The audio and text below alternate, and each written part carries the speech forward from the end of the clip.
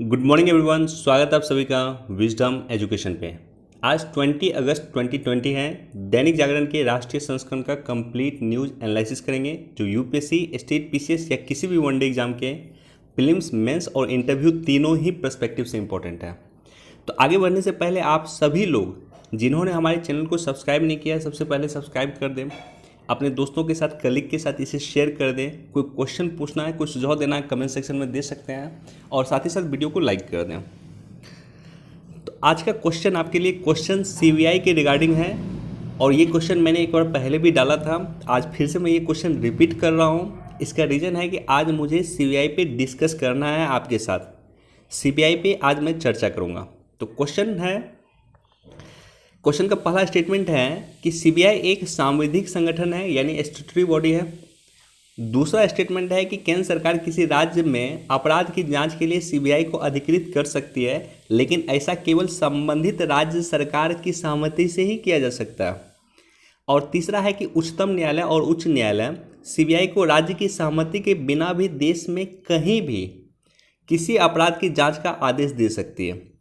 तो इन तीनों स्टेटमेंट में कौन से स्टेटमेंट सही हैं? ऑप्शन ए है पहला और दूसरा, ऑप्शन बी है दूसरा और तीसरा, ऑप्शन सी है पहला और तीसरा, ऑप्शन डी है पहला, दूसरा और तीसरा। इसका जवाब आप हमें कमेंट सेक्शन में दे दें। वीडियो के आखिर में मैं इस पर डिस्कस कर दूंगा और वैसे भी सीबीआई के बारे में आज मुझे डिस्कस करना है। सुप्रीम कोर्ट के जो आदेश हैं उसके बाद सीबीआई ही करेगी सुशांत सिंह राजपूत मौत की जांच। आपको पता है जैसा कि बिहार सरकार ने सुशांत सिंह मौत की जांच के लिए सीबीआई को रिकमेंड कर दिया था और उसके बाद सीबीआई जांच करना शुरू की, लेकिन इसके खिलाफ रिया चक्रवर्ती और मुंबई सरकार, महाराष्ट्र सरकार या महाराष्ट्र पुलिस जो है इसके खिलाफ गई। उनका कहना था कि सीबीआई की जांच नहीं होना चाहिए था। तो इसके बाद सुप्रीम कोर्ट ने डिसीजन दिया कि नहीं, सीबीआई ही जांच करेगी। बिहार सरकार ने जो रिकमेंड किया कि सीबीआई जांच की, वो एक सही डिसीजन था। इसी को लेकर के चर्चा है। तो बेसिकली आपको ये जानकारी होना चाहिए कि सीबीआई क्या है। सबसे पहला फैक्ट, सीबीआई कार्मिक, पेंशन और लोक शिकायत मंत्रालय के तहत आता है। बहुत सारे लोगों को कन्फ्यूजन होता है कि सीबीआई होम मिनिस्ट्री के तहत आता है। बिल्कुल नहीं, सीबीआई गृह मंत्रालय के तहत नहीं, कार्मिक, पेंशन और लोक शिकायत मंत्रालय के अधीन कार्य करता है। CBI is neither constitutional nor statutory body. ना तो ये संवैधानिक संगठन है, ना ही सांविधिक संगठन है। ना तो संवैधानिक और ना ही सांविधिक संगठन है। तो फिर सीबीआई को शक्ति किससे प्राप्त है? तो सीबीआई को शक्ति प्राप्त है दिल्ली स्पेशल एस्टेब्लिशमेंट एक्ट 1946। इस एक्ट के द्वारा सीबीआई शक्ति प्राप्त करती है। यानी सीबीआई को कहीं भी जांच करना है देश भर में, तो इसी दिल्ली स्पेशल एस्टेब्लिशमेंट एक्ट के द्वारा सीबीआई जांच कर सकती है। इसी एक्ट के द्वारा सीबीआई को शक्ति प्राप्त। वर्ष 1963 में भारत सरकार द्वारा सीबीआई का गठन भारत की रक्षा से संबंधित गंभीर अपराधों, उच्च पदों पर भ्रष्टाचार, गंभीर धोखाधड़ी, ठगी व गबन, सामाजिक अपराध आदि के अन्वेषण के लिए किया गया था 1963 में। इंटरपोल के सहयोगी के रूप में काम करती हैं। यानी अगर इंटरपोल को देश भर में इंटरपोल को कोई जानकारी प्राप्त करना होगा भारत में, तो वो सीबीआई से करेगी, और सीबीआई को कोई जानकारी प्राप्त करना होगा इंटरपोल से विश्व लेवल पे, तो वो इंटरपोल से प्राप्त करेगी। तो इस तरह से देश में इंटरपोल के सहयोगी के रूप में सीबीआई काम करती है। हालांकि हमने इंटरपोल के बारे में भी आपके साथ डिस्कस किया है पहले न्यूज़ में, फिर कभी चर्चा होगा तो मैं कर दूंगा। सीबीआई द्वारा अन्वेषण योग्य मामले, पहला है भ्रष्टाचार निरोधक अपराध। केंद्र सरकार, सार्वजनिक क्षेत्र के उपक्रम, भारत सरकार के स्वामित्व व नियंत्रण वाले निगम और निकायों, लोक अधिकारियों और कर्मचारियों के विरुद्ध अगर कोई भ्रष्टाचार का मैटर आता है तो सीबीआई जांच कर सकती है। आर्थिक अपराध को लेकर के सीबीआई जांच कर सकती है। विशेष अपराध को लेकर के सीबीआई जांच कर सकती है। स्वतः संज्ञान मामले को लेकर के सीबीआई जांच कर सकती है। सीबीआई केवल केंद्र शासित प्रदेशों में स्वतः संज्ञान लेकर के अपराधों की जांच कर सकती है। केंद्र शासित प्रदेश में ही सिर्फ, किसी राज्य में सीबीआई सो मोटो नहीं ले सकती। बिहार जैसे राज्य में अगर सीबीआई को जांच करना होगा तो सीबीआई सो मोटो से नहीं जांच कर सकती है। लेकिन अगर अंडमान निकोबार द्वीप समूह में जांच करना होगा, लक्षद्वीप में जांच करना होगा, चंडीगढ़ में जांच करना होगा, ये सारे के सारे केंद्र शासित प्रदेश में जांच करना होगा तो सीबीआई सो मोटो स्वतः संज्ञान ले सकती है। केंद्र सरकार राज्य में अपराध की जांच के लिए सीबीआई को अधिकृत कर सकती है। केंद्र सरकार कह सकता है कि आप जाकर के फलना राज्य में जो है, या केंद्र सरकार कह सकता है कि आप जाकर के किसी पर्टिकुलर राज्य में जांच कीजिए, लेकिन उससे पहले उसे उस राज्य से जो है परमिशन लेना होगा, सहमति लेना होगा। और यही कारण है कि हमने देखा है कि कई बार जब केंद्र सरकार ने रिकमेंड किया है सीबीआई की जांच वेस्ट बंगाल में, तो वेस्ट बंगाल की जो है मुख्यमंत्री ने उन्हें रिकमेंडेशन नहीं दिया था, उनसे सहमति नहीं दिया था, इसलिए केंद्र सरकार के रिकमेंडेशन के बावजूद भी सीबीआई वेस्ट बंगाल में जांच नहीं कर पाती थी। तो इस तरह से आप अपने न्यूज़ को जो फैक्ट है उससे कनेक्ट करने की कोशिश करें। लेकिन सीबीआई को अगर मान लो सुप्रीम कोर्ट या हाई कोर्ट रिकमेंड कर देगा कि आप जांच कीजिए, तो ऐसे कंडीशन में राज्य की सहमति लेने की आवश्यकता नहीं होगी। मान लो सुप्रीम कोर्ट या हाई कोर्ट ने कहा कि सीबीआई जांच करेगी, रिकमेंड किया कि सुशांत सिंह मैटर पे सीबीआई जांच करेगी, तो वैसे कंडीशन में फिर महाराष्ट्र सरकार के परमिशन लेने की आवश्यकता नहीं पड़ेगी। सीबीआई के निदेशक काफ़ी इंपॉर्टेंट पद है। 2014 में लोकपाल अधिनियम ने सीबीआई के निदेशक की नियुक्ति के लिए एक समिति का प्रावधान किया था और इस समिति के अध्यक्ष होते हैं प्राइम मिनिस्टर। ये क्वेश्चन यूपीएससी आपसे पूछ सकता है। प्राइम मिनिस्टर इसके अध्यक्ष होते हैं। इसके अन्य जो है सदस्य होते हैं विपक्ष के नेता या सबसे बड़े विपक्षी दल के नेता और भारत के मुख्य न्यायाधीश या सर्वोच्च न्यायालय के न्यायाधीश। तो 3 सदस्यीय समिति होती है जो सीबीआई के निदेशक के गठन के जो है चयन करता है। एक पहला होता है इसमें पीएम, दूसरा होता है लीडर ऑफ अपोजिशन और तीसरा होता है या तो भारत के सर्वोच्च न्यायालय के मुख्य न्यायाधीश या उनके द्वारा नामित कोई न्यायाधीश। सीवीसी एक्ट 2003 के तहत सीबीआई के निदेशक का कार्यकाल जो है 2 वर्ष तय किया गया। तो ये बेसिक फंडा है, बेसिक कॉन्सेप्ट है जो आपको याद करना चाहिए सीबीआई के बारे में। इसको एक बार आप देख सकते हैं, पढ़ सकते हैं। जिस तरह से जितने बैंक होता था, बैंक का पर्टिकुलरली हर एक बैंक का अपना अपना एग्जाम होता था। अब क्या हुआ है कि बैंक को कंबाइन करके एक संगठन बना दिया है आईबीपीएस, और जितने भी बैंक है उसका कंबाइंड आईबीपीएस एग्जाम लेता है। इसी तरह से जितने भी ग्रुप सी और ग्रुप बी के भर्ती हैं उसका एक अलग से बोर्ड बनेगा जो इसका एग्जाम लेगा, और ये बोर्ड होगा राष्ट्रीय नेशनल टेस्टिंग एजेंसी, राष्ट्रीय एजेंसी जो है इसका इम्तिहान कराएगी, जो ग्रुप बी और ग्रुप सी दोनों का कंबाइंड एग्जाम लेगा पूरे देश भर में। यूपीएससी के लिए इम्पोर्टेंट नहीं है, लेकिन आपके लिए इम्पोर्टेंट है। जो लोग तैयारी कर रहे हैं उसके लिए ये जानकारी प्राप्त करना जरूरी है।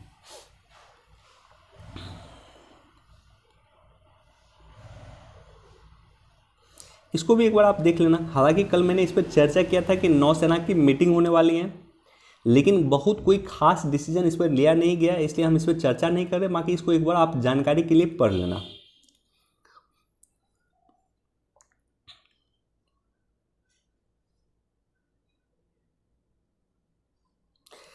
इस पर भी कल हमने चर्चा किया था, एक बार इसको भी आप पढ़ सकते हैं।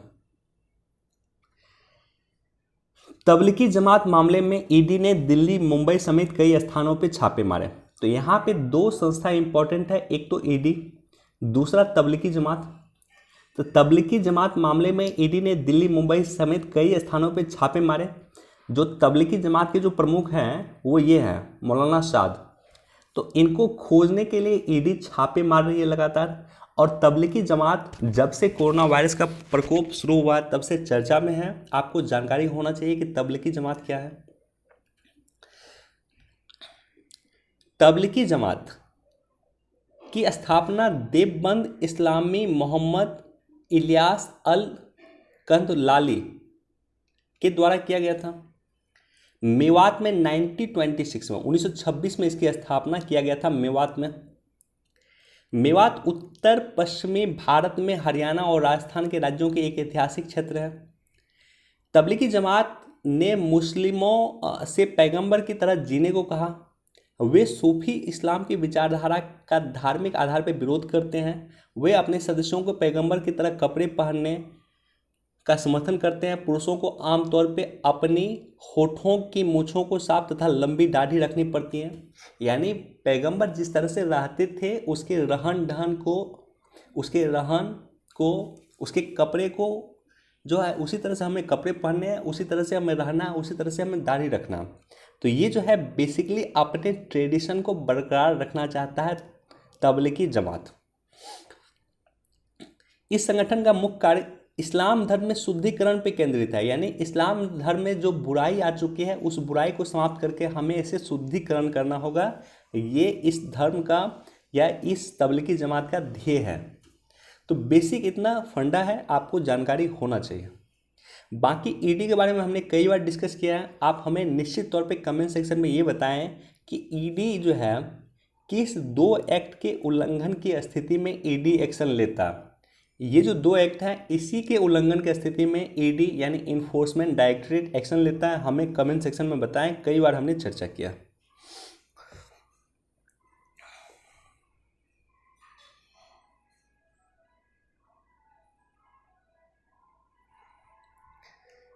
चीन के साथ चर्चा है, एक बार इसको भी देख सकते हैं आप।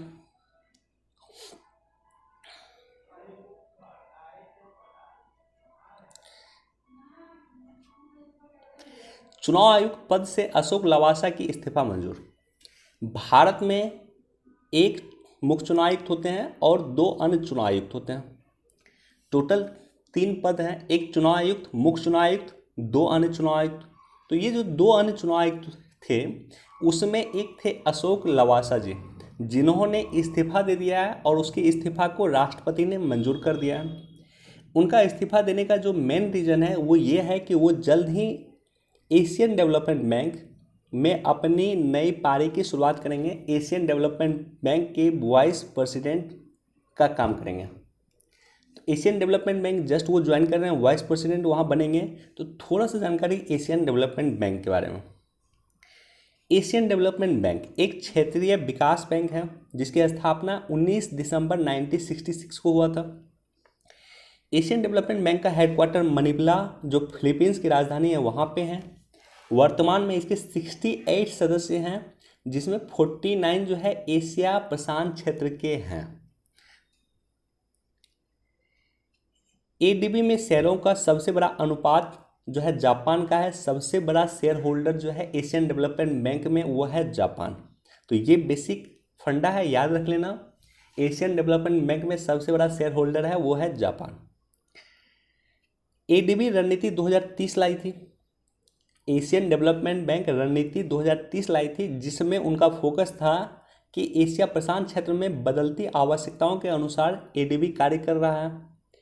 और एडीबी जो है विकासशील देशों की उन परियोजनाओं का समर्थन करता है जो सार्वजनिक एवं निजी क्षेत्र के परस्पर सहयोग से मिलकर काम करते हों। तो बेसिक फंडा है, इतना बेसिक कॉन्सेप्ट याद रख लेना। एडीबी का हेडक्वार्टर है आपको मनीला में। इसकी स्थापना 1966 में हुई थी। 68 देश है जिसमें 49 देश एशिया प्रशांत क्षेत्र का है और जापान इसका सबसे बड़ा शेयर होल्डर है।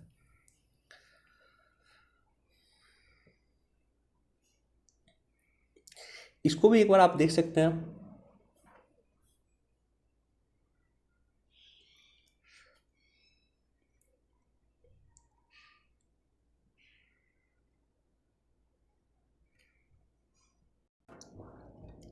सरकार चाहेगी तो आईसीएमआर जल्द वैक्सीन लाने पे करेगी विचार।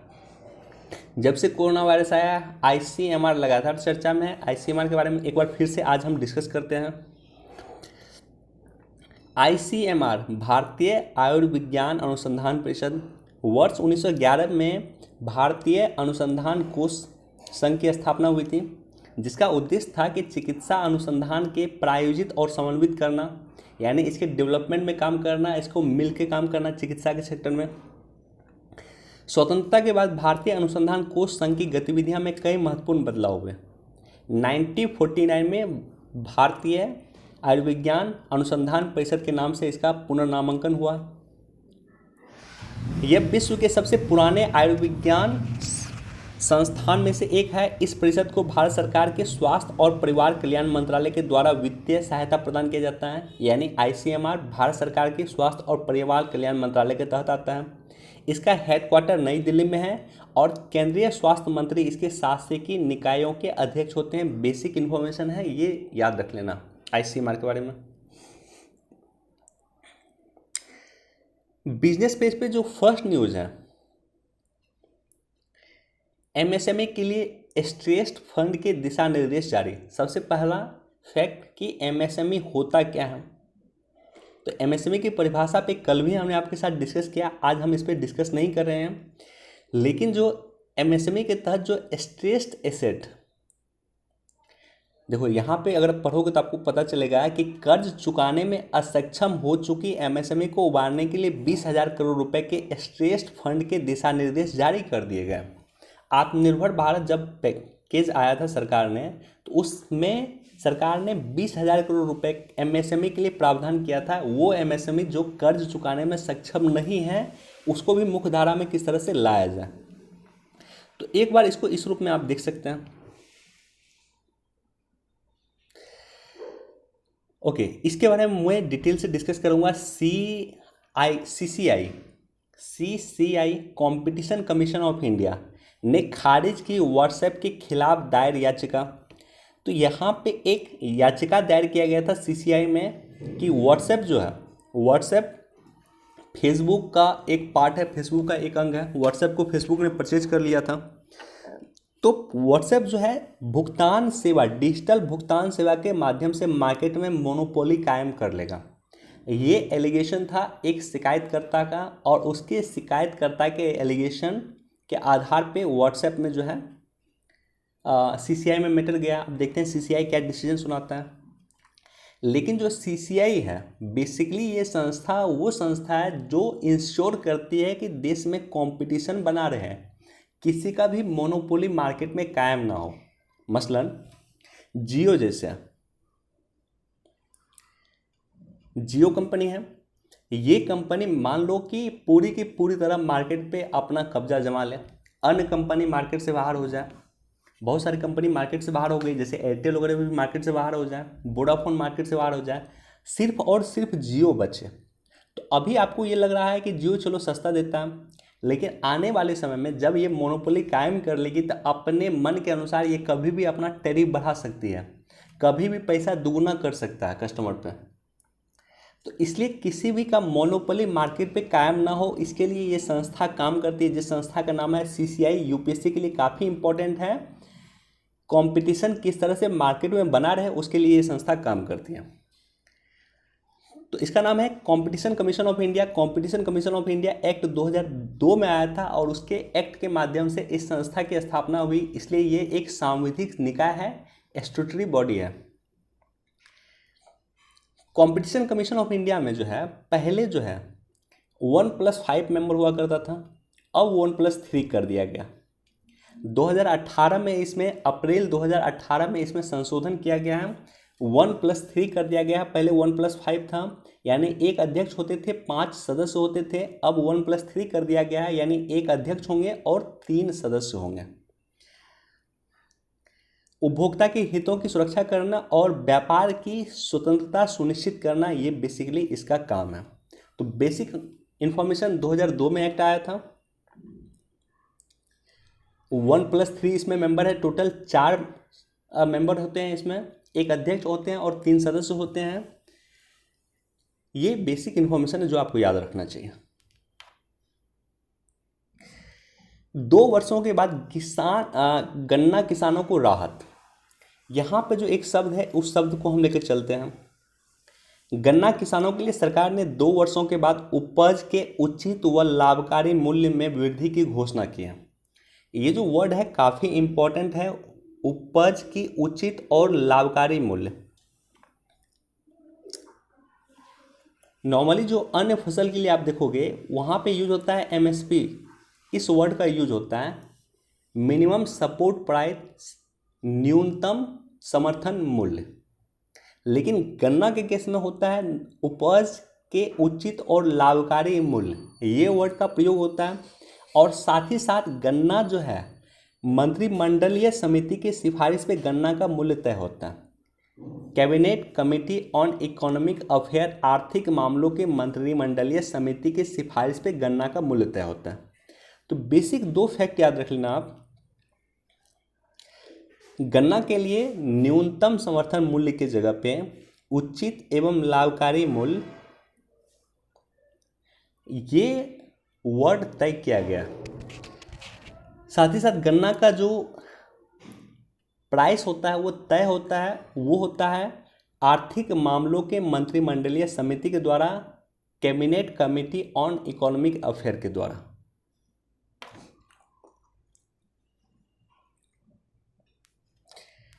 $2 ट्रिलियन की पहली अमेरिकी कंपनी बनी एप्पल। एप्पल जो है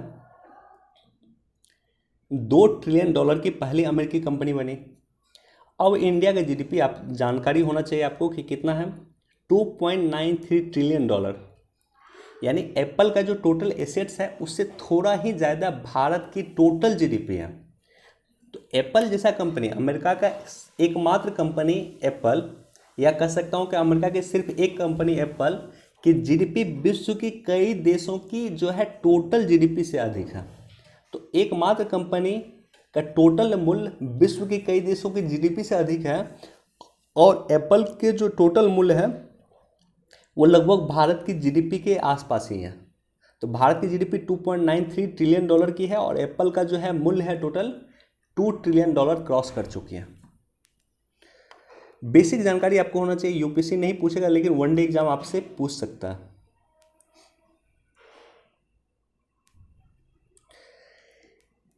एक बार इसको पढ़ सकते हैं, बहुत ज़्यादा इंपॉर्टेंट नहीं है ये एडिटोरियल।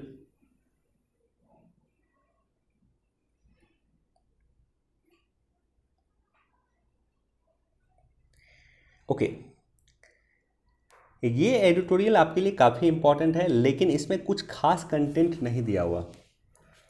लेकिन मैं चाहता हूं कि थोड़ा सा चर्चा किया जाए इस पर।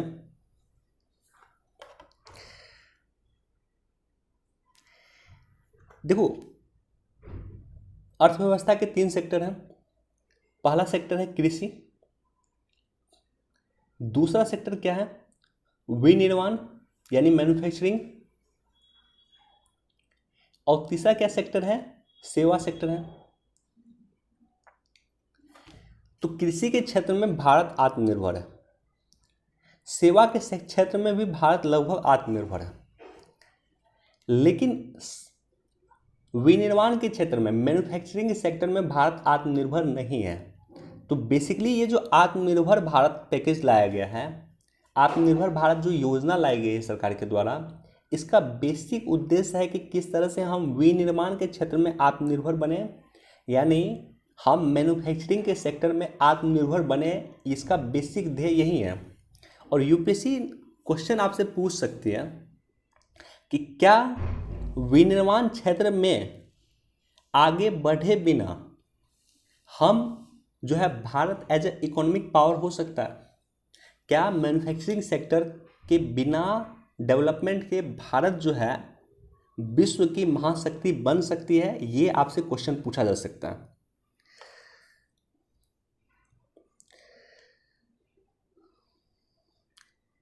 आत्मनिर्भर भारत के बारे में बेसिक 5 पॉइंट जिसका जिक्र प्राइम मिनिस्टर मोदी ने अपने संबोधन में किया था। तो 5I की उन्होंने चर्चा की थी।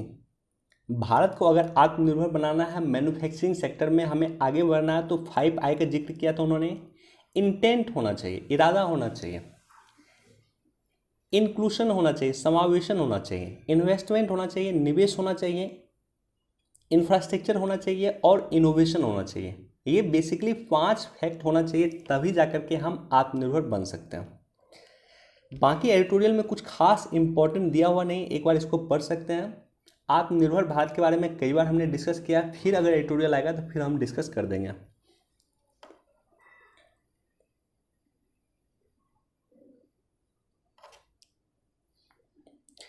देखो, दरोगा बोला 3 तलाक कानून में क्या रखा है, सराई को मानो। हुआ क्या, मैटर क्या हुआ कि एक महिला जो पीड़िता थी, उनके हस्बैंड ने सऊदी अरब से उसे फ़ोन पे ट्रिपल तलाक दे दिया। वो महिला गई केस करने के लिए कि ट्रिपल तलाक के खिलाफ हमें केस करना है, और वहाँ पे दरोगा के द्वारा इस तरह का स्टेटमेंट दिया गया। तो नॉर्मली हमारी जो नौकरशाही है या हमारी शासन प्रशासन की जो व्यवस्था है अभी भी इस मानसिकता से नहीं निकली है। ट्रिपल तलाक बैन हो चुका है कानूनन। जो है जिस महिला को अगर ट्रिपल तलाक दिया गया है उसे हर एक तरह का राइट प्राप्त करने का अधिकार दे दिया है सरकार ने, संसद ने हमारा बिल पारित कर दिया है, लेकिन लोगों की मानसिकता अभी तक चेंज नहीं हुई है, खास करके अधिकारी की मानसिकता अभी तक चेंज नहीं हुई है। तो बेसिकली ट्रिपल तलाक के बारे में थोड़ा सा इन्फॉर्मेशन हम प्राप्त करेंगे। ट्रिपल तलाक के लिए जो एक्ट बना था, सबसे पहले तलाक का 3 पार्ट होता है, 3 तरह के तलाक होते हैं। जो ट्रिपल तलाक है उसे कहा गया तलाक ए बिद्दत, तलाक ए बिद्दत। ट्रिपल तलाक के लिए जो एक्ट है उस एक्ट का नाम है मुस्लिम महिला विवाह अधिकार संरक्षण अधिनियम 2019। प्रमुख प्रावधान क्या किया गया है कि 3 तलाक को दंडनीय मान दिया गया, दंडनीय हो गया यह। दूसरा है कि पति को अधिकतम 3 साल की जो है सजा और जुर्माना हो सकता है। तीसरा है कि मजिस्ट्रेट को पीड़िता का पक्ष सुनने और सुलह कराने और जमानत देने का अधिकार होगा। चौथा है कि पीड़ित मुकदमे से पहले पीड़ित का पक्ष सुनने के बाद मजिस्ट्रेट आरोपी को जमानत दे सकता है। यानी जो मजिस्ट्रेट है, जज है, उसको काफ़ी पावर दिया गया, वो चाहे तो पीड़िता का पक्ष सुन करके जो है जमानत दे सकता है आरोपी को। साथ ही साथ पीड़ित जो है ब्लड रिलेटिव और विवाह से संबंध से बने हुए संबंधी ही पुलिस में शिकायत कर सकते हैं। पीड़ित मजिस्ट्रेट को द्वारा दिए गए मुआवजे के हकदार होगी। जो मुआवजा उसे बोला जाएगा कि ये मुआवजा दो, वो मुआवजा की हकदार पीड़िता होगी। साथ ही साथ अदालत के निर्णय आने तक संतान मां के संरक्षण में रहेगी और पति को गुजारा भत्ता देना होगा। तो इस तरह से ट्रिपल तलाक को कानूनी बैन करके कई सारे प्रोविज़न किए गए हैं जो पीड़िता के पक्ष में हैं। तो बेसिक इन्फॉर्मेशन है, आप याद रख लेना।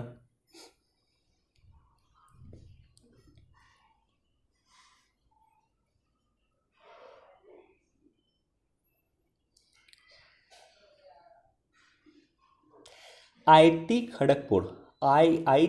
खड़गपुर शास्त्रीय व लोक कला अकादमी की शुरुआत किया। हमें पता है कि नई शिक्षा नीति आया है और नई शिक्षा नीति के तहत आईआईटी खड़गपुर जो पहला देश की यूनिवर्सिटी बन गई है, पहला देश की इंस्टीट्यूट बन गई जिन्होंने शास्त्रीय और लोक कला अकादमी की शुरुआत किया है। बेसिक जानकारी, वनडे एग्जाम के लिए जानकारी आपको होना चाहिए।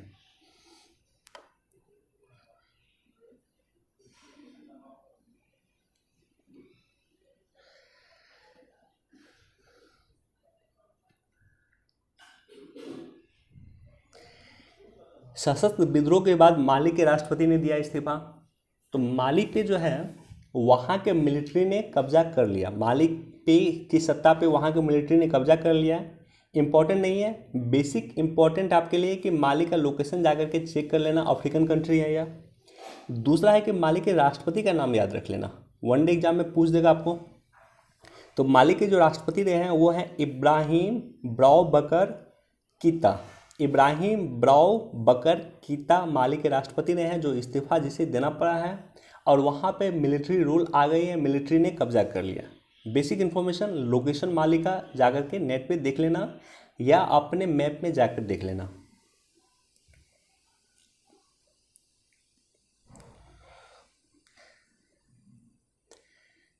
एक बार इसको भी आप देख सकते हैं, एक बार इसको पढ़ सकते हैं कि किस तरह से जलवायु परिवर्तन होने से अर्थव्यवस्था को नुकसान पहुंचेगा। वर्तमान में इसको कोरोना से अगर आप कंसर्न करोगे तो हमने देखा है कि कोरोना आखिर क्यों फैल रहा, क्योंकि सरकार ने बायोडाइवर्सिटी पे काम नहीं किया। विश्व की सरकार ने बायोडाइवर्सिटी को काम नहीं किया। बायोडाइवर्सिटी को जिस तरह से हम नुकसान पहुंचा रहे हैं उसका प्रतिफल हम देख रहे हैं कि विश्व के देशों को कोरोना झेलना पड़ रहा है। और इसी तरह से हम जलवायु परिवर्तन पे अपेक्षित काम नहीं कर रहे हैं, तो इससे ज़्यादा कोरोना में जितनी अर्थव्यवस्था को नुकसान पहुंचा उससे कहीं ज़्यादा नुकसान पहुंचेगा अगर हम जलवायु परिवर्तन पे ध्यान नहीं देंगे। तो उसी के रिगार्डिंग आर्टिकल एक बार जाकर के इसको देख सकते हैं। चलिए आज हमारे पास इतना ही न्यूज़ था, क्वेश्चन पे मूव करते हैं। सीबीआई, पहला स्टेटमेंट, सीबीआई एक सांविधिक निकाय है, बिल्कुल गलत है। सीबीआई ना तो संवैधानिक निकाय है और ना ही सांविधिक निकाय है। तो याद रख लेना, सीबीआई को Delhi special police establishment act 1946 के माध्यम से शक्ति प्राप्त। दूसरा है कि केंद्र सरकार किसी राज्य में अपराध की जांच के लिए सीबीआई को अधिकृत कर सकती है, लेकिन ऐसा केवल संबंधित राज्य सरकार की सहमति से ही किया जा सकता है। बिल्कुल सही है। और तीसरा है कि हाईकोर्ट और सुप्रीम कोर्ट सीबीआई की सहमति के बिना भी देश में कहीं भी अपराध की जांच कर सकती हैं। तो दूसरा और तीसरा स्टेटमेंट सही है, पहला गलत है। आंसर इसका बी हो जाएगा। चलिए, वीडियो देखने के लिए बहुत बहुत धन्यवाद। Thank you so much. Please do like, share and subscribe. Thank you.